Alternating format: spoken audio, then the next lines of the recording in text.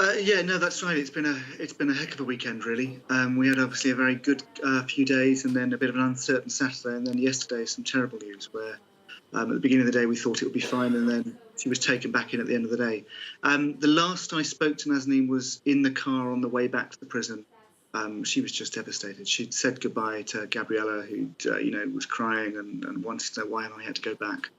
Who knows how long it'll be for? So. Yeah, it was a tough day yesterday. When we spoke to you on Friday, you sounded very hopeful that this temporary release could be the start of a new approach and a fresh approach to all this.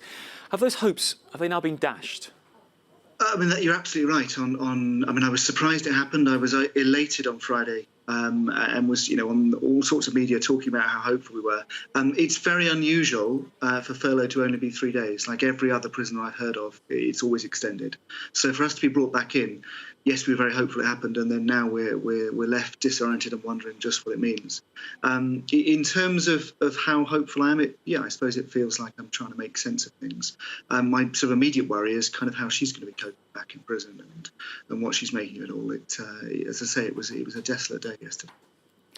A desolate day yesterday. I mean, how will Nazanin cope? We obviously heard how upset she was in the message she sent you. I mean, how will she now cope being back in the cell? I don't know is the short, honest answer. I will get to speak to her tomorrow. Typically she's allowed to call on a Tuesday, so that'll be the first time I'll hear how she's getting on. She certainly couldn't sleep the night before, worrying about what was going to happen, and certainly was very low all afternoon. As we got told about lunchtime that it was probable she was going to have to go back, and she went down to plead with the prosecutor's office and got nowhere. I mean, I think I think probably the last time I was on with you guys, she was close to being at her wit's end before.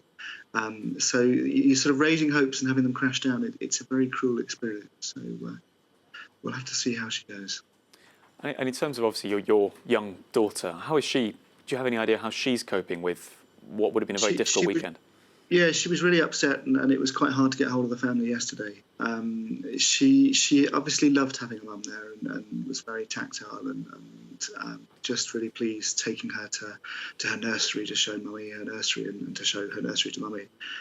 Also just being with her and the family and reading stories and so on. So yeah, I mean, you can see in that picture there, she was really upset. When I spoke to her, she was upset. Nazanin's parents were upset. The whole family. It's been a shock and an adjustment. Yeah. So in terms of moving on from this shock, what are the next steps that you're taking? And have you heard anything from Jeremy Hunt, from the Foreign Office, about how they're going to try and move this forward? So I haven't heard anything directly. He's tweeted in response to the news, a nice strong tweet, and we'll try and catch up with the Foreign Office as soon as possible. I have to say my first priority is just to check how the family are doing, and yeah, it's a really disorienting day. I thought we may need to have a big battle. It feels like we might need to have a battle. But, at the moment, it's just to check that she's okay and that she doesn't get too desolate. Well, Richard Ratcliffe, thank you very much for joining us on Good Morning Europe. Thank you. Thank you.